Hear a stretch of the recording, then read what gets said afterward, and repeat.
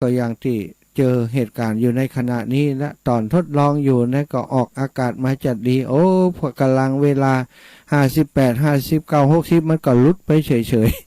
ๆอาตมาเหงื่อแตกเหงื่อแตนซะท่าก็ต้องขอสุมาอภัยเข้ารายการมาเลทเวลามาเป็น10 นาทีครูบาอาจารย์ก็เมตตามอนิเตอร์เช็คอยู่ตั้งปุ้นว่าจะได้บอกเปิดกาจะได้ดับปิ้งเนาะตั้งเฮากดลิงนะก็พอดีว่าอาตมามีเน็ตอยู่สองตัวของ2 ค่ายซะท่าเอาเน็ตตัวนั้นมาลองก็ปรากฏว่าอันนั้นเน็ตตัวนี้ใช้ได้นะก็เลยเปลี่ยนเอาเน็ตแหมตัวมาใช้ก็ใช้ได้อยู่ตอนนี้ก็คงจะซ้ำฮื้อผ่านพ้นวิกฤตช่วงนี้ไปได้ ต้องขอสุมาอภัยแท้ๆเนาะบ่อยากให้เกิดเหตุการณ์อย่างอีเลยแต่พอมันเกิดขึ้นแล้วก็ดีว่าถ้าเป็นจัดได้การอยู่ในช่องสถานีอื่นที่ครูบาอาจารย์บ่ได้พอได้ก้อยฮื้อนี้ก็คงจะ สัญญาณหลุดไปแล้วแต่ว่าตอนนี้เนาะสัญญาณก็กลับมาออนแอร์ออกอากาศได้แล้วศรัทธาญาติโยมทั้งหลายติดตามรับฟังอยู่เนอะก็พบปะกันแล้ววันนี้อาตมาภาพรายงานตัวเนาะหลายคนก็พบปะกันตะวา พี่น้องทางเชียงใหม่เวียงปะเป้าพี่น้องทางเมืองฝางเนาะเชียงใหม่เนี่ยหลายพื้นที่อำเภอดอยหล่ออำเภอป่าซางจอมตองสันทรายดอยสะเก็ดนะไปกันไปให้กำลังใจท่านอาจารย์สาธิตธีรปัญโยเนาะซึ่งตะวานี้เป็นครบรอบ10 ปีของการก่อตั้งสถาบันธรรมาภิวัตรเพิ่นก็มีการทำบุญเนาะสถาญาติโยมทำบุญสถาบันธรรมาภิวัตรครบรอบ10 ปีก็ศรัทธาญาติโยมทั้งหลายก็ได้ไปกันอย่างตีอาตมาได้อูจาไปแต่เจ้ากรรมหนึ่งนั้นไปกันนักกันลายเพราะบ่ได้ตักกันคุยกันครบอีปอยอีแม่เฮยเพราะเปิ้นไปกันนักเนาะก็ได้หันกันวับแวบนี่แหละอาตมาซ้ำไปอยู่ที่กองอำนวยการเนาะคอยทำหน้าที่ประกาศชื่อเสียงเรียงนามของอีปอยอีแม่ทั้งหลายที่ไปร่วมบุญในตะวานี้ก็มีตุลุงตุปีของอาตมาครูบาอาจารย์ของอาตมาก็คือตุลุงยองได้ไปช่วยประชาสัมพันธ์ตัวได้มีครูบาอาจารย์ท่านอื่นได้ไปช่วยตัวก็พอจะทำให้กิจการทำงานตะวานี้เป็นไปด้วยความราบรื่นเนาะคนไปนักไปหลายบางครั้งบางทีก็อย่างว่าน่าศรัทธาจะฮื้อตักกันจะฮื้ออู้จากกันกูคู่กูคนคงเป็นไปบ่ได้ตะวานี้หลายคนก็บ่ได้ปะกันสักกรรมอาจารย์กลับมาเห็นแล้วบ่ได้พบปะกันสักกรรมเนาะน่ะก็บ่เป็นอย่างศรัทธาเฮาในกิจกรรมของเครือข่ายคลื่นสีขาวนี้มีโอกาสจะพบปะกันอยู่เรื่อยๆเนาะมีกิจกรรมที่ครูบาอาจารย์ได้กระทำช่วยเหลือในเครือข่ายของเฮาอยู่ในขณะนี้ก็มีหลายการหลายงานด้วยศรัทธาญาติโยมในช่วงของออกพรรษาลาพระเจ้าสำหายจะมีในเรื่องของกฐินหลายวัดหลายว่า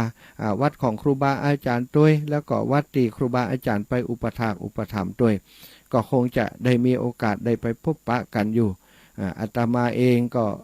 ตะวานี้โตอิดนักหนาเหมือนกันเนอะ หลายคนก็คงจะหันแล้วเนาะเพราะว่าอยู่ตั้งหน้าประชาสัมพันธ์อะไรอย่างต่างๆนั้นมันก็มีเรื่องที่จะให้ต้องทำต้องเนี้ยสะปันอยู่เนาะก็ขอให้ศรัทธาญาติโยมตะวาที่ปะกันแล้วบ่ได้ได้จากันตะวานี้อาตมาต้องขอสุมาอภัยเนอะบางคนบางครั้งบางทีก็ได้กันน้อยเดียวบ่ได้ตักตายกันดีเหมือนกับคนบอกหู้จักกันนี่นะบางทีนั้นกึดเรื่องนั้นเรื่องนี้อยู่ก็เลยบ่ได้จากกันดีแม้กระทั่งท่านพระอาจารย์สาธิตธีรปัญโยเนาะก็แต่เจ้าก็กันท่านอาจารย์มหาตะวันนี่ ผมตักคนบ่ได้ตั้งเชียงใหม่50-60กันแล้วเนาะตั้งจังหวัดอื่นแหมติมาเนาะตั้งแม่ขจารเวียงปะเป้าแล้วก็ตั้งเมืองฝางแม่อายชัยประการเปิ้นมากันหลายพี่น้องตั้งลำปางก็มากันทุกอำเภอใช่ไหมตะวานี้ถือว่าเป็นการรวมพลคนจิตใจดีงามเนาะคลื่นสีขาวของเฮา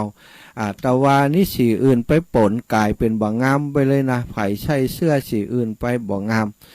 มีแต่เสื้อสีขาวล่อนๆเนาะ หันแล้วชื่นใจหันแล้วสบายใจสบายตาแต่วันนี้ยอดสรุปแล้วเนาะถ้าอีปออีแม่บ่ได้ฟังกันตอนเจ้านะท่านอาจารย์สาธิตเนาะได้สรุปยอดตีนับตะวานะตะวาเนอะณวันนี้บัดตาวันนี้นี่มีคนโต๊ะค้างเอาไปหาแหมอยู่พ่องก็โอนมาทางบัญชีของอาตมาส่งไปให้ท่านอาจารย์แล้วก็มีแล้วโอนเข้าบัญชีของท่านอาจารย์ก็มียอดตะวานี้ก็สรุปได้276,798เนอะสถานทั้งหลาย276,798276,7988มันลูกไหนมาเนาะมันยังบอก90ท้วนเป็น276,798ก็ต้องอนุโมทนาขอเป็นตัวแทนของครูบาอาจารย์เนอะท่านพระครูอภิวัฒนวิกรมท่านพระอาจารย์สาธิตธีรปัญโยแล้วก็ครูบาอาจารย์ในเครือข่ายคลื่นสีขาวทุกรูปทุกองค์อนุโมทนาขอบคุณกับศรัทธาญาติโยมที่ได้ร่วมด้วยช่วยกันที่มีเมตตาอารีใบช่วยงานของครูบาอาจารย์ในครั้งนี้บัดเดี๋ยวนี้อาจารย์สาธิตแจ้งมาแล้วแต่เจ้าลงเฟซลงไลน์แล้วก็ลงในกลุ่มว่าตอนนี้งดรับบริจาคแล้วเนอะสำหรับเรื่องของการก่อตั้งมูลนิธิสถาบันธรรมาภิวัตน์ว่าอันสถาก็คือบัดเดี๋ยวได้ตั้งครบแล้วเนาะครบเพียงพอที่จะไปก่อตั้งเป็นมูลนิธิท่านอาจารย์ก็เลยแจ้งมาว่าตอนนี้ขอให้ศรัทธาญาติโยมทั้งหลายขอบคุณศรัทธาญาติโยมทั้งหลายแล้วก็ขอแจ้งว่าตอนนี้เรื่องของการก่อตั้งมูลนิธินั้นท่านอาจารย์เพิ่นของดรับบริจาคเนอะงดรับบริจาคในเรื่องของการก่อตั้งมูลนิธิไว้เพียงเท่าอีก่อนเพราะว่าได้ปัจจัยตามจำนวนที่ต้องการจะเอาไปก่อตั้งมูลนิธิแล้วหลังจากนั้นเนาะเรื่องราวของมูลนิธิจะเป็นจะได้ตั้งหน้านั้นท่านอาจารย์ก็จะแจ้งให้ทราบแห่งกรรมส่วนเรื่องที่ต่อเนื่องจากเรื่องของงานตะวันนี้นอกจากปลูกต้นไม้นอกเรื่องก่อตั้งมูลนิธิแล้วอาตมาได้อู่จ่ากับท่านอาจารย์พระอาจารย์สาธิตธีรปัญโยเกี่ยวกับเรื่องตีดินที่ท่านอาจารย์จะต้องการเพิ่มเพื่อจะปลูกต้นไม้เป็นศูนย์ปฏิบัติธรรมแล้วก็มีต้นไม้ร่มรื่นเนาะเป็นต้นไม้ที่มันยืนต้นไม้ใหญ่ๆหือห่มหือเงาสถามีเนื้อที่อยู่เช็คเรียบร้อยแล้วตอนนี้ที่แรกว่าเป็น18ไร่แต่ปรากฏว่าเปิ้นจะขอเปิ้นจะมอบให้หรือว่าขายให้กับทางสถาบันธรรมาภิวัตน์เพียง13ไร่ต่ออันสถา13ไร่ก็ตกอยู่ไร่20,000ซึ่งอาตมาได้อุจาบอกศรัทธาญาติโยมไปก็มีหลายท่านด้วยกันแจ้งความประสงค์มาเนาะซึ่งตอนนี้ท่านอาจารย์สาธิตธีรปัญโยก็บอกว่าถ้าศรัทธาญาติโยม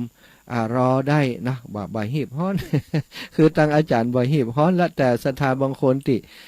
จองแล้วก็ไข่ห้อมเลยนะก็สามารถโอนเข้ามาที่บัญชีของสถาบันธรรมาภิวัตน์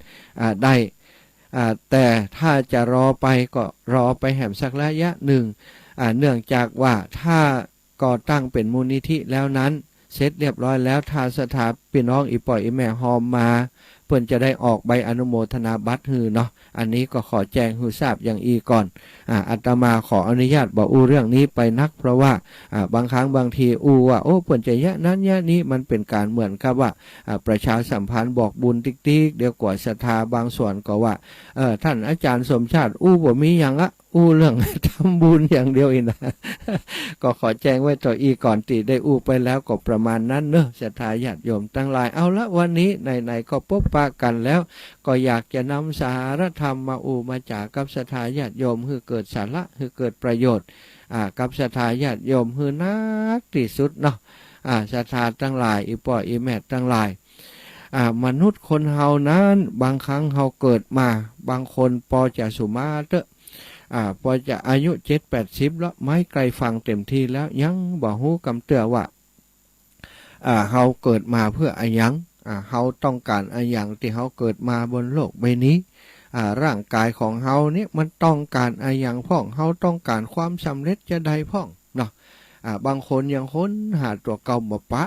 ที่ผ่านมาก็เนี่ยการเนี่ยงานทำอาชีพอะไรยังไปตามติปอดติแม่เปิ่นปาเนี่ยปาทำ บางครั้งบางคนอาชีพที่ทำอยู่นั้นก็บ่ใจอาชีพตัวเองสนใจหรือว่าชอบใจนักแต่บ่ฮู้จะแยะยังก็ทำอาชีพนั้นมาจนอายุนักหนาแก่เฒ่าเข้ามาแล้วก็บ่ฮู้ว่าตัวเองนี่จริงๆแล้วเกิดมาแล้วต้องการอะไรอย่างนะแต่นะความสำเร็จในชีวิตเมื่อเฮาผ่านเมื่อคนหนึ่งผ่านอายุเข้าวัยกลางคนแล้วก็จะพบปะหลายคนเนี่ยมีสุขภาพบ่แข็งแรงมีสุขภาพบ่ค่อยแข็งแรงเป็นมีโรคภัยไข้เจ็บกันเกิดขึ้นนักหนาศรัทธาญาติโยมโดยเฉพาะในปัจจุบันนี้คนเฮาก็จะพบว่า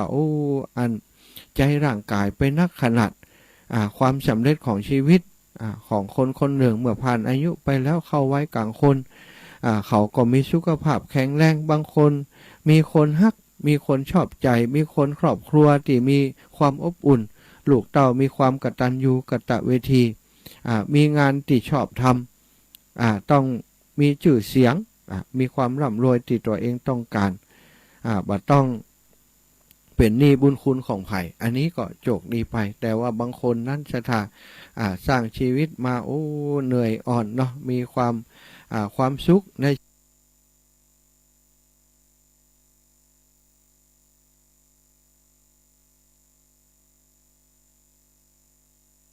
ปัญหาเศรษฐกิจอย่างที่ผ่านมาบางครั้งบางคนลงทุนไปสะปะสะเปดศรัทธา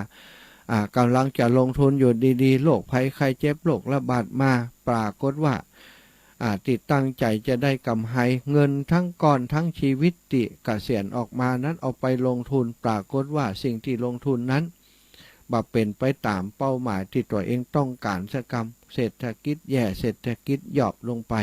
ก็ทำให้ขาดทุนเงินก่อนสุดท้ายที่เอามาลงทุนกลายเป็นหนี้เป็นสินซะท่าจากที่บ่มีหนี้มีสินเลยเอาตายแล้วลงทุนบ่กุมบ่ปอไปกู้เงินเอาจากธนาคารก็อย่างการมาลงทุนกลายเป็นสุดท้ายมาเศรษฐกิจบ่ดีก็พังทลายหลายคนซะท่าต่อสู้มาแล้วก็พอมามีปัญหาในช่วงท้ายของชีวิตก็ท้อแท้เสียอกเสียใจไปเกิดมีโรคชนิดหนึ่งที่บ่เคยเกิดขึ้นกับตัวมาก่อนก็คือโรคซึมเศร้ากลายเป็นคนซึมเศร้าหงอยเหงาบ่มีพลังบ่มีความสุขในการใช้ชีวิตก็มีบางคนศรัทธาญาติโยมบ่ฮู้ว่าอย่างคือความสุขก็มีนะเกิดมาบนโลกใบนี้บางครั้งบางทีนี่บ่ฮู้เลยว่าอย่างเนี้ยคือความสุขที่แท้จริงบางคนก็ขวนขวายความสุขของตัวเองก็คือกินอาหารล้ำๆได้ไปแอวหั่นแอวนี่ได้ใช้จ่ายทรัพย์สินเงินทองไป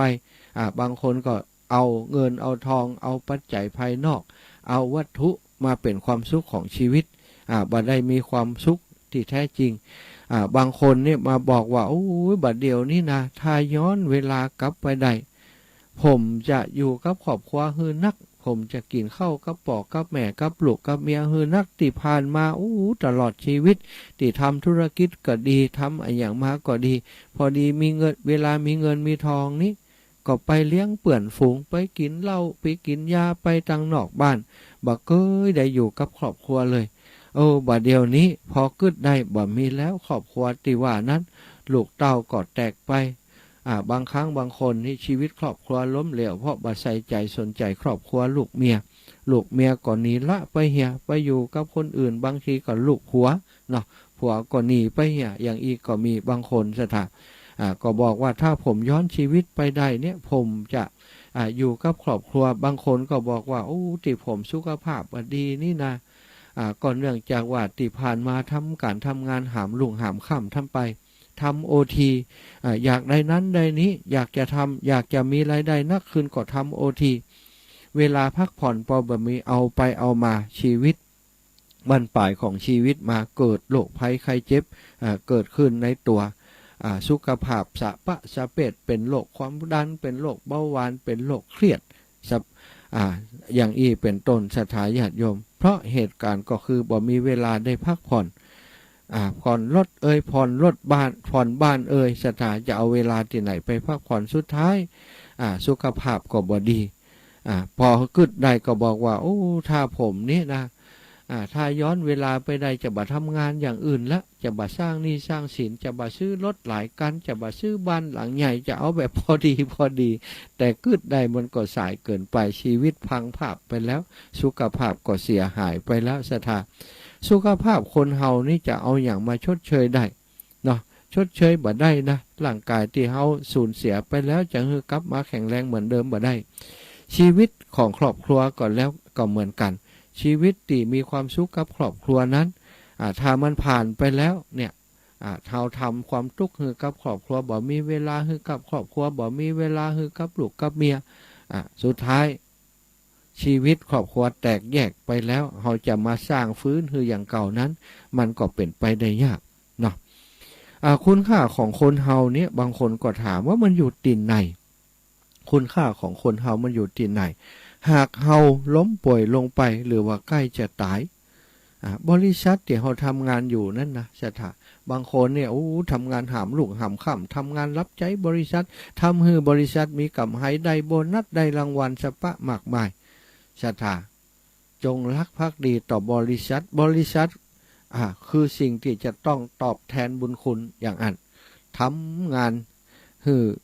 เจ้านายให้บริษัท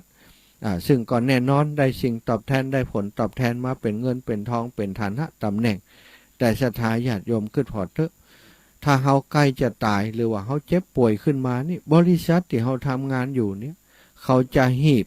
หาพนักงานใหม่มาแทนหน้าที่ของเฮาทันทีเลยบ่ต้องห่วงว่าบ่มีคนแทนเขาจะหาคนมาแทนเฮาทันทีงานที่บริษัทเขาก็ยังคงดำเนินต่อไปตามปกติแม้แต่ว่ามันบ่มีเฮาแล้วก็ตามถึงเขาจะเป็นคนสำคัญของบริษัทจะได้ก็ตามสถาเปิ้นบ่สนใจเฮาหมดค่าหมดราคาแล้วบ่มีแฮงทำให้เปิ้นก็ต้องเอาเฮาออกดีที่สุดก็มีการตอบแทนเป็นบำเหน็จบำนาญให้เฮาไปอยู่ไปกินเต้าอั้นเนาะสถาแต่สำหรับพ่อแม่คนในครอบครัวสามีภรรยาลูกของเฮานั้นท้องฟ้าของพวกเขากำลังจะถล่มลงมาเพราะว่าเฮาคือคนสำคัญที่สุดในชีวิตของเขาถ้าเฮาตกงานเฮาเจ็บเว้นเย็นอุ่นมาปุ๊บนี้เหมือนกับฟ้าของเขาจะถล่มลงมาเพราะที่ผ่านมาเฮาเป็นที่พึ่งของเขาตลอดอย่างอีเป็นต้นสถาถ้าเฮาต้องการมีความสุขเฮาต้องช่วยกันเนาะต้องรู้คุณค่าของตัวเฮาช่วยกันทำการทำงานแล้วก็ต้องรักษาสุขภาพคือดีบ่ใจทำงานเกินไปนักเกินไปหามลุ่งหามค่ำสุดท้ายสุขภาพบ่ดีเป็นอย่างขึ้นมาก็อย่างตีว่านั้นบริษัทเปิ่นก็ต้องเอาเฮาออกอยู่ดีเฮาควรจะทำแต่พอดีคนเฮานั้นเปิ่นบอกว่าบุญวาสนาของคนเฮานั้นมันบ่เหมือนกันความร่ำความรวยความคัดสนของคนเฮานั้นแต่ละคนอยู่ที่บุญอยู่ที่วาสนามีคนป่วยนะพ่อแม่ลูกอยู่พร้อมหน้าพร้อมตาบ่มีคนป่วยในบ้านในจองพ่อแม่อยู่พร้อมหน้าพร้อมตามีญาติพี่น้องอยู่ด้วยกันอย่างมีความสุขบ่มีญาติพี่น้องที่ถูกกักถูกขังอยู่ในคุกในตารางบ่มีศัตรูกู้อาฆาตอยู่ในกลุ่มในครอบครัวทรชนข้างกายบ่มีนะคนเลวบ่มีคนที่ผิดทำผิดศีลธรรมบ่มีอยู่ใกล้ตัวแล้วก็เฮามีกัลยาณมิตรมีคนดีคอยตักคอยเตือนมีพระสงฆ์องค์สังฆเจ้าครูบาอาจารย์คอยดูแลหือกำสั่งคำสอนมีผู้รู้เป็นมิตรเป็นสหายอันนี้เพิ่นเรียกว่าเป็นวาสนาสถาถ้าเฮาปรารถนาความสุขในชีวิตอยากจะเป็นคนมีวาสนาเฮาก็ต้องสร้างวาสนาของตัวเก่าให้ก็ตามถ้ามีครอบครัวพ่อแม่พี่น้องญาติโกโหติกาเป็นคนที่เป็นสัมมาทิฏฐิแสดงว่าเฮาเกิดมาในชาตินี้เฮามีวาสนาแล้วถ้าว่าอันนี้ก็แสดงว่าเฮายังบ่มีวาสนาเตื้อถ้าบ่มีวาสนาก็ต้องสร้างวาสนาซะท่าเนาะการสร้างวาสนาสร้างสุขภาพที่ดีนั้นเปิ้นบอกว่าเคล็ดลับของการมีสุขภาพที่ดีนั้นพระพุทธองค์พระพุทธเจ้าทรงตรัสไว้ตั้งแต่ 2,500 ปีมาแล้วศรัทธาญาติโยมพระองค์บอกว่าถ้าหากจะอยากมีสุขภาพดีอยากจะได้อย่างก็จังเถอะ ในชีวิตปรารถนาอะไรอย่างก่อนแล้วแต่สิ่งที่เขาจะต้องทำก็คือดูแลตัวเองให้ดีดูแลตัวเองให้ดีเรื่องอะไรอย่างพ่องที่จะต้องดูแลตัวเองให้ดีก็คืออาหารอากาศอารมณ์สถานและการออกกำลังกายอาหารนี่คือสิ่งที่สำคัญในการที่จะนำเข้าไปร่างกายคนเฮาทุกวันนี้ไปหาหมออีป่ออีแม่คงจะได้ยินหมอบอกแล้วอันนี้นะที่เป็นอย่างอี้เพราะอย่างอี้นะอันนี้กินเพชรล้ำไปนี่กินเกมล้ำไปนี่กินเนื้อสัตว์ล้ำไปเนี่ยเนื้อสัตว์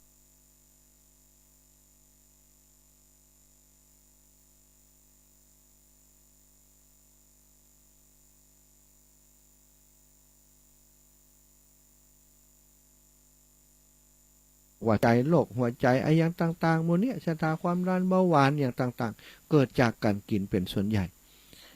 การกินการบริโภคของเฮาเนี้ยถือว่าเป็นเรื่องที่สำคัญทำให้เพราะทำให้เกิดโรคภัยไข้เจ็บเกิดขึ้นในตัวเฮาหลายอย่างด้วยกันอาหารอากาศอากาศคนเฮาปัจจุบันนี้สถานอากาศบริสุทธิ์นี้หายากเพิ่มขึ้นตึงวันโดยเฉพาะในช่วงของฤดูแล้งที่มีไฟไหม้ไตลามต่างๆเนี่ยโอ้คนจุดไฟเผาไฟกันปกตินี่ก๊าซคาร์บอนมอนอกไซด์ที่ออกจากควันรถออกจากโรงงานออกจากอะไรอย่างเท่านี้สถานเกิดจากการทำงานของคนเฮาจากการทำอาชีพนี้ก็ทำให้อากาศเสียนักหนาอยู่แล้วแต่ยิ่งช่วงที่มีการเผาป่าก้า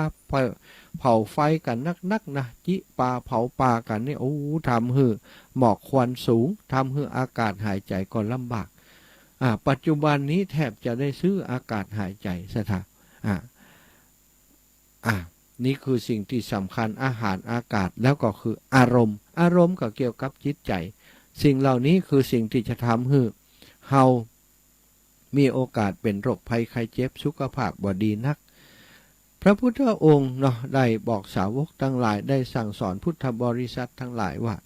โรคบางอย่างนั้นสามารถรักษาได้ด้วยการ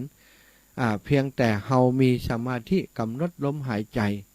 พระองค์บอกว่าลมหายใจเนี่ยเป็นสิ่งที่พิเศษที่สุดในชีวิตของเฮาในตัวของเฮาในตัวของมนุษย์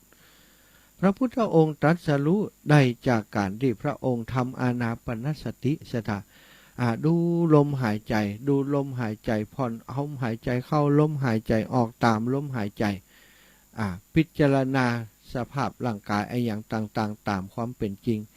โดยการทำเปิดห้องว่าวิปัสสนาโดยการใช้กรรมฐานก็คืออานาปานสติเป็นตัวกำหนดอานาปานสตินี้เปิดเรียกว่า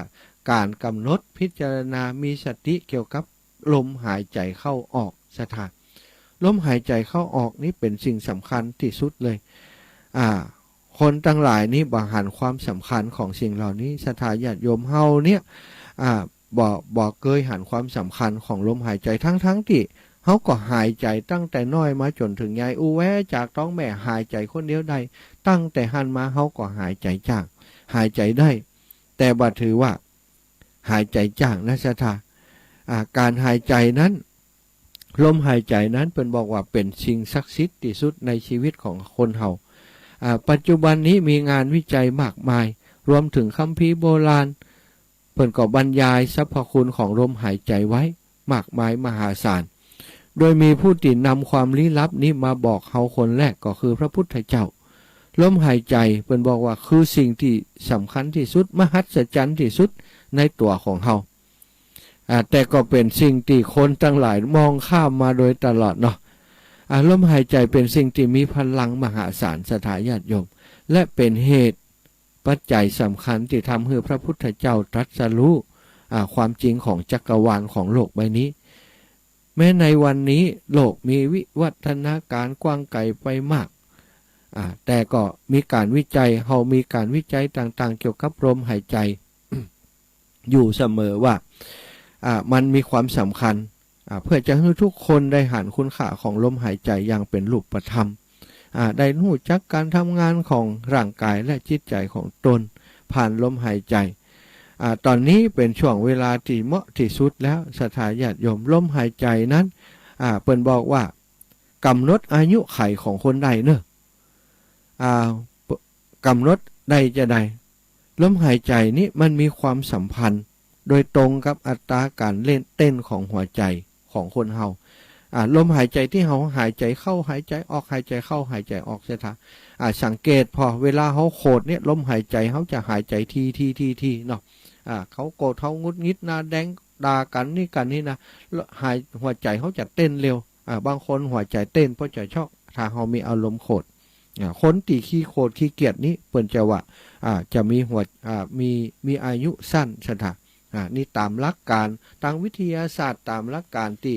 ทางวิทยาศาสตร์เปิ่นกล่าวไว้เลยนะสถาเพราะฉะนั้นการที่เขาดูลมหายใจนี่เขาจะต้องถ้าเขาอยากจะมีอายุยืนเขาจะต้องรู้จักการหายใจต้องมีลมหายใจถ้าคนที่มีสมาธิดีๆนั้นสถาเปิ่นจะหายใจยาวหายใจยาวสถาถ้าเขาหายใจยาวหายใจจ้าอย่างเต่านี้ทำไมอายุยืนเต่านี้จะหายใจยาวผ่อนลมหายใจสถาผ่อนหายใจเข้าลึกหายใจออกยาวคนใดก็ตามอย่างคนที่เปิ่นทำสมาธิเข้าสมาธิทำวิปัสสนาลมหายใจเปิ่นจะสงบนิ่งสถาสังเกตตอนที่เฮานั่งสมาธิช่วงที่เฮาจิตเฮาจะนิ่งที่สุดนั้นลมหายใจเฮาจะแผ่วเบาเฮาจะหายใจลึกหายใจเข้าลึกหายใจออกยาวถ้าเฮาทำอย่างอี้นะจะอายุยืนฉะนั้นสิ่งสำคัญสิ่งนี้เป็นข้อบ่งชี้คือเฮาได้ประเมินตัวเองว่าเฮาจะอายุยืนจะอายุสั้นดูได้ตีว่าเฮาเนี่ยหายใจจะได้ถ้าเขาเป็นคนที่หายใจกระหืดกระหอบตลอดเวลานี่หายใจสั้นเนี่ยแสดงว่าเฮาเนี่ยมีโอกาสจะอายุสั้นถ้าลองพิจารณาคนเดียวนะอันนี้เป็นเรื่องสำคัญนะหายใจเข้าหายใจออกเนี่ยมันเป็นเรื่องของตัวเฮาเลยละถ้าคนเฮาเนี่ยรู้จักควบคุมลมหายใจดูแลลมหายใจของตัวเอาให้ดีนี่เฮาจะมีอายุยืนแต่เฮาอยากมีอายุยืนก็ต้องฝึกนะสิ่งต่างๆต้องฝึกต้องเรียนรู้ถ้าเฮาบ่ฝึกมันก็บ่ได้เป็นว่าคนเฮาจะต้องฝึกในเรื่องของการหายใจถ้าหายใจถูกต้องจะป้องกันรักษาโรคไข้ได้มากมายถ้าเฮาฝึกลมหายใจให้ลึกและยาวเนี่ยคุณจะพบว่าโรคต่างๆที่เป็นโรคเรื้อรังมา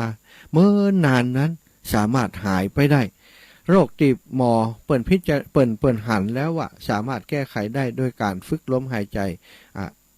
หายใจเข้าหายใจออกนะหายใจยาวๆเนี่ยเปิ่นบอกว่า1แก้โรคไมเกรนได้อันนี้ท่านโกเอนกานักวิปัสสนาจารย์เป็นมหาเศรษฐีเจ้าอินเดียเปิ่นเป็นโรคไมเกรนซะท่าไปรักษาโรคนี้ที่ไหนก็บ่หายขนาดเป็นมหาเศรษฐีนะซะท่าไปเอายาอย่างดีจากตั้งประเทศที่เจริญทางการแพทย์บ่หายวะแต่สุดท้ายก็มาหายจากการได้ฝึกอานาปานสติกับครูบาอาจารย์ของเปิ้นนี่คือเหตุที่ทำให้การปฏิบัติธรรมสายของอันท่านโกเอนกานี่เป็นที่รู้จักกว้างขวางไปทั่วโลกในทุกวันนี้บัดเดี๋ยวนี้ชาวยุโรปนี่นะมาฝึกสมาธิเพื่อรักษาโรคกันนักเลยคนที่เป็นโรคเครียดโรคความดันการโรคอันอย่างไมเกรนเนี่ยสามารถหายได้ถ้าฝึกสมาธิอันแบบอานาปานสติสถาแหมโรคก็คือโรคหัวใจและโรคของความดันการหายใจลึกและจ้าสามารถลดความดันโลหิตลงได้อย่างหันผลทันตาสถาและสามารถช่วยให้ผู้ที่ป่วยที่มีอาการหัวใจกำเริบให้อาการดีขึ้นโดยการหายใจลึกๆจ้าๆอันนี้เป็นการทดลองทางวิทยาศาสตร์เปิ้นเอาผลการทดลองมาเป็นเชิงประจักษ์นะบ่ใจว่ากันบ่ได้ว่ามันจะดีนะจะดีบ่ใจมันต้องเอาผลการทดลองมาเป็นประจักษ์คนที่ฝึกอานาปานสตินี้ปรากฏว่าความดันโลหิตจะกลับสู่ปกติได้คนที่เป็นโรคหัวใจนี้สามารถแก้ไขระบบของการหายใจได้ทำให้โรคหัวใจนั้นดีขึ้นนะดีขึ้นก็คือหัวใจปกติขึ้นโรคเรื้อรังโรคความเครียดเรื้อรังนี่ก็สำคัญใช่ไหมหลายคนนี่เป็นโรคความเครียดโกรธง่ายงุดงิดง่ายบ่ค่อยมีความสุขในการใช้ชีวิตโรคความเครียดนี้นำมาซึ่งโรคอื่นๆมากมายเปิดห้องว่าเป็นแพ็กเกจนะ ความดันก็ดีเบาหวานก็ดีโรคหัวใจก็ดีแม้กระทั่งโรคมะเร็งก็มาด้วยความเครียดเนอะเสถาความเครียดนักเครียดลงกับพ่ออินะเพื่อนว่านะซึ่งสำหรับวิธีแก้นี้ท่านนายแพทย์เอ็นดูไว้แพทย์ชื่อดังเคยกล่าวเอาไว้ว่าหากจะฮือแนะนำเคล็ดลับของการมีสุขภาพดีๆเพียงข้อเดียวนะจะฮือมีสุขภาพดีๆเนี่ยเปิ้นบอกว่าคุณจงไปฝึกหายใจให้ถูกวิธี อันนี้คุณหมอนายแพทย์เอ็นดูไว้แพทย์ชื่อดังเปิ้นบอกว่าถ้าจะแนะนำเคล็ดลับของการให้มีสุขภาพดีนี้บอกว่าง่ายน้อยเดียวคือท่านไปฝึกหายใจให้ถูกวิธีศรัทธาญาติโยมลมหายใจกับออกซิเจนเนี่ยร่างกายของคนเราต้องการออกซิเจนในการทำทุกสิ่งทุกอย่างทั้งกินทั้งกระพริบตาทั้งเคี้ยวนอกจากนั้นการหายใจลึกและยาวจะช่วยบำรุงสมองรักษาความจำและชะลอโรคต่างๆยิ่งเราหายใจถูกต้องลึกและยาวต่อใดออกซิเจนก็จะเข้าสู่ร่างกายของเราได้มากมายมหาศาลต่อนั้นและก็มันจะทำให้เราเนี่ยมีความสติปัญญาที่ดีนะจำยังง่ายฉลาดมีมันสมองมันได้รับออกซิเจนนะชะทาเหมือนกับเขาได้อาบน้ำอาบท่านี่ค่ะมันสดชื่นกระปรี้กระเป๋าอยู่ตลอดเวลาก็บ่แปลกใจที่คนที่เฉลียวฉลาดส่วนใหญ่เนี่ยเปิ่นจะเป็นคนที่สมาธิดีเปิ่นฝึกฝนในเรื่องของการกำหนดลมหายใจอย่างได้ดีเนาะการหายใจเป็นทำให้หลายคนมีหน้าเด็กลงเมื่อหายใจเป็นหายใจเต็มปอดออกซิเจนจะไปเลี้ยงส่วนต่างๆของร่างกายอย่างทั่วถึงทำให้ใบหน้ามีน้ำมีนวลเต่งตึงสดใสอ่อนกว่าวัยและขับสารพิษออกจากร่างกายได้ดีมากๆศรัทธาญาติโยมจะหันว่าโอ้พระสงฆ์องค์สังฆเจ้าหรือว่าโยมไม่ยิงตั้งหลายที่เปิ่นปฏิบัติธรรมหน้าตาเปิ่นจะผ่องใสหน้าตานี้เหมือนกับบัจจัยวัยที่อายุนักแล้วนะจะสังเกตว่าคนหมู่นี้นี่จะมีการควบคุมในเรื่องของลมหายใจได้ดีฉะนั้นถ้าศรัทธาญาติโยมทั้งหลายใครสนใจนะในการที่จะดูแลชีวิตของตัวเองนี่อยากจะให้ตัวเองเป็นคนที่อายุยืนสุขภาพดีบ่มีโรคภัยไข้เจ็บเบียดเบียนควรจะฝึกฝนในเรื่องของอานาปานสติการฝึกกำหนดลมหายใจเนาะอย่างที่ครูบาอาจารย์ได้เทศได้สอนได้บอกได้กล่าวการปล่อยวางการสลัดความตนีทีเหนียวการหื้อต้านการรักษาศีลการเจริญภาวนาโดยเฉพาะในเรื่องของอานาปานสติกำหนดลมหายใจของเฮาเนี่ยสถาบันได้ลงทุนอย่างนักแต่ทำให้สุขภาพเฮาดีปัจจุบันนี้เฮาบ่ได้ฝึกฝนเรื่องโมนี้โอ้สุขภาพบ่ดีก็หล่นไปหาหมอกินยากินอย่างสุดท้ายสุขภาพไปกินยาถามว่าโรคนี้หายโรคนั้นมามันคุ้มค่าก็บอกคุ้มค่าเนาะ โรคความดันเบาหวานนี่สุดท้ายเป็นโรคไตระยะสุดท้ายมาพบไตทำงานบ่ได้ก็จากโรคนี้ไปวิธีที่เราจะแก้ไขได้บัดเดี๋ยวนี้ถ้าไผ่ยังมีกำลังแรงใจอยู่จะดูแลตัวเองนี่ก็ฝึกเนอะศรัทธาฝึกฝนในเรื่องของการกำหนดลมหายใจลึกหายใจยาวๆผ่อนลมหายใจมีเวลากลางค่ำกลางคืนกลางวันก็แล้วแต่อีป่ออีแม่อยู่คนเดียวก็ควรจะฝึกฝนในเรื่องมูนี้ลองดูลองสังเกตดูว่าเฮาเป็นคนหายใจจะได้ลองเปลี่ยนดูเนาะสามารถฝึกฝนได้เน้อศรัทธาญาติโยมทั้งหลายเอาละศรัทธาญาติโยมอาตมาจะมาวันนี้เนาะเวลาของอาตมาจะได้1 ชั่วโมงต่ออันเนื่องจากว่าวันนี้มีแขกพิเศษครูบาอาจารย์ของอาตมา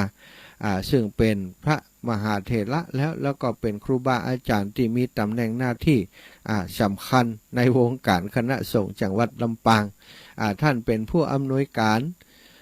วิทยาลัยสงฆ์นครลำปางท่านอาจารย์พระครูเนาะเปิ่นจะมาเข้ารายการต่อจากอาตมาในชั่วโมงที่16 นาฬิกาถึง 17 นาฬิกาก็คือท่านผู้อำนวยการ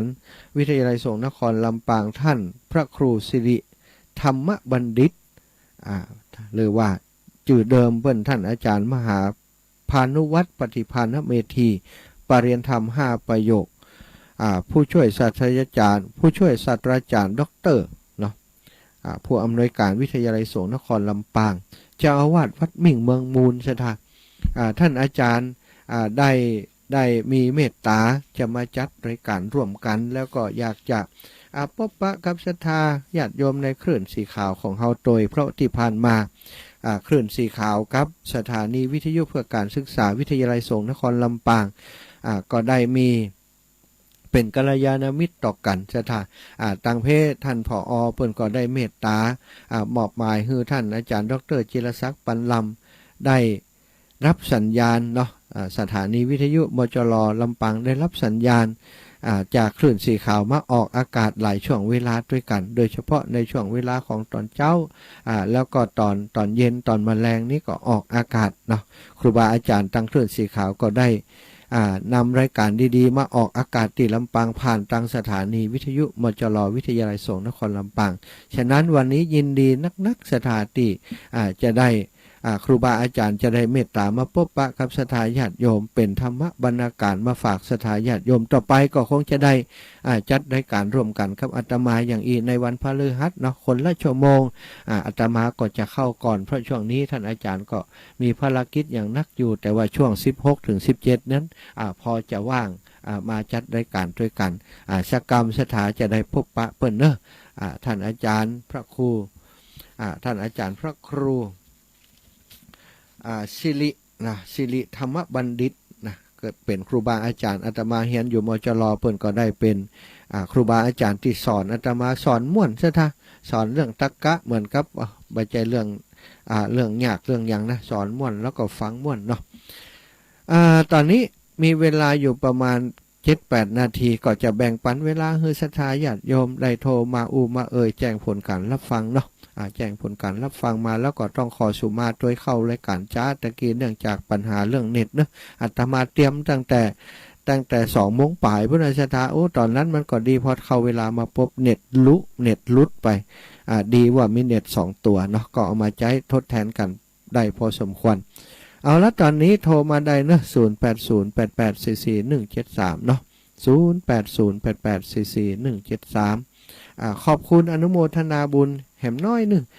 กับครอบครัวสารพีคุณแม่ขจรสารพีอำเภอดอยสะเก็ดจังหวัดเชียงใหม่ได้ยินอาตมาจัดรายการถึงเรื่องของการอาพาธของท่านอาจารย์จำเริญ14,000เนาะจำเริญ14,000ที่อันเป็นครูบาอาจารย์ดูแลสถานีวิทยุคณะสงฆ์วัดพระบาทอุดมน้ำบ่อสาวาอำเภอฝางจังหวัดเชียงใหม่เปิ้นอาพาธเปิ้นบ่สบายมาหาหมอที่โรงพยาบาลบ่อยๆอาตมาก็เลยจัดทุนหาปัจจัยช่วยการลดการล้างให้เปิ้นเนาะอีแม่โยมแม่ข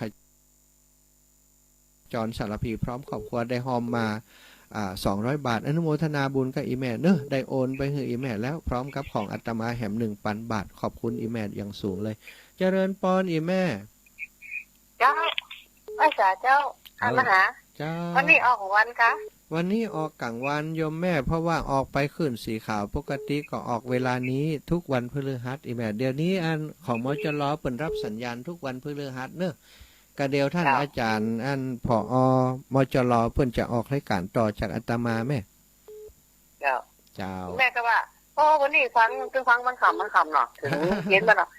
วันนี้ท่านมาหาออกไปได้นี่ขอแรงใจนะสาธุขอบคุณแม่นะชัดเจนด้วยนะสาธุขอบคุณชัดเจนดีเจ้าเป็นกำลังใจให้เลยเจ้าเนอะสาธุแม่สุคนบันหนองยางเนาะแม่ศรีกุลตันทุระหนองร่องเจริญปอนแม่จับไปจ้าท่านว่ามาหาแม่ฟังอยู่นี่นะดีแล้วขอบคุณเนอะแม่เนอะว่าจัดวันนี้วันพฤหัสแหละวันพฤหัสอีแม่เปิ้นจะออกอากาศทุกวันพฤหัสเนอะไปทางคลื่นสีขาวตุ้ยลำปางก็ได้ฟังด้วยกันก็เดียวท่านอาจารย์ท่านพระครูสิริธรรมบัณฑิตผอ.มจร.จะออกรายการต่อจากอาตมาแม่เจ้าแม่จะฟังนะเจริญพรเจ้าแม่สาธุเจริญพรโยมแม่สุภาอุปนันท์แม่ปองเนาะเจริญพรแม่เจ้าธรรมสการท่านมหาเจ้าโอ้ยพวกเขาเป็นบุญเนาะเจ้าแม่แต่เจ้าแม่ก็ฟังท่านเหรอดีแล้วแม่ขอบคุณนะ อันแม่ว่าแม่จะค่าจองอันเนี้ย ที่ดิน 500เนอะ เอาที่ดินแล้วแม่ล่ะ จ้ะ จ้าเดี๋ยวเขาจะโทรไปเนอะแม่เนอะโทรกลับเอาเนอะจ้าเดี๋ยวใกล้ ไม่ พบกัน แม่จะมาเจ้ามาแม่อันว่าใครสะดวกตอนใดแม่เตรียมตัวใส่บาตรจ้ะ เอาเจ้าเดี๋ยวเขาโทรกลับแม่เนอะสาธุแม่เจ้า เจ้าสาธุเจ้า เอาอีแม่เพิ่นจะจองที่ดินเจริญปอนแม่สู่แก้วคำอ้วนบ้านศรีโพธารามเนาะเจริญปอนแม่ ฟังอยู่เนอะแม่ยังฟังอยู่เนอะ สาธุแม่ เจ้า ขอบคุณ อัน ขอบคุณ ที่ดินนั้นผมต้องฟังเนาะ ที่ดินบัดต้องฟังอีแม่ตอนนี้เขา เจ้า ก็จดจื่อไว้บัดได้เขาบอกเอาตังค์เถอะเอาไผ่ที่เปิ้นสนใจก็จดจื่อไว้ก่อน ก็เดี๋ยวรอว่ามันนั้นมูลนิธิเปิ้นจดอันจดจัดตังเป็นมูลนิธิแล้วก่อยเอาปัจจัยเพราะว่าเปิ้นจะได้มีใบอนุโมทนาอีนะแม่ เจ้า สาธุนะแม่นะขอบคุณเนอะ เจ้า เจ้าเจริญปอนแม่โอ้อีแม่มาแล้วอีแม่ติดตามตลอดรู้ขอบคุณนะแม่เนอะแม่จันเรือนใส บริษัทเจ้าท่านมหา วันผูกจะไปแอวปุ้นแหมแล้วไปดอยรอแหมแล้ว ที่ประจรลงเท้าหอคือนอนรอ วันเฮยจะไปเตะปุ้นวันผูกจะต้องไปนอนท่าเตะปุ้นนะ หน้ากาเป็นนั่นตุขึ้นสีขาวหน้าหมูแล้วนะ น่ากะได้รับใจครูบาอาจารย์มีความสุขอีแม่เฮยเนาะ หน้ากาจะมาเป็นเจ้าอาวาสอยู่อันได้ไปไหนนี่มาเอาที่กันเนาะ ว่าได้นะไอแม่เขาก็ได้ช่วยงานครูบาอาจารย์กาจะง่อมหากันกะเนาะ นั่นแหละจ้ะ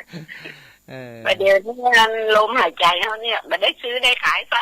กบาทเนาะที่เราดำรงชีวิตอยู่ได้นี่นะ ใช่แม่รักษาโรคภัยไข้เจ็บได้นักแต่คนบ่ได้สนใจเปิ้นเนาะแม่เนาะ ฮัลโหลเมื่อวันนี้เขาอยู่ก้าวไม้ก้าวตอกนั่นก็หายใจโล่งดีนะ ใจ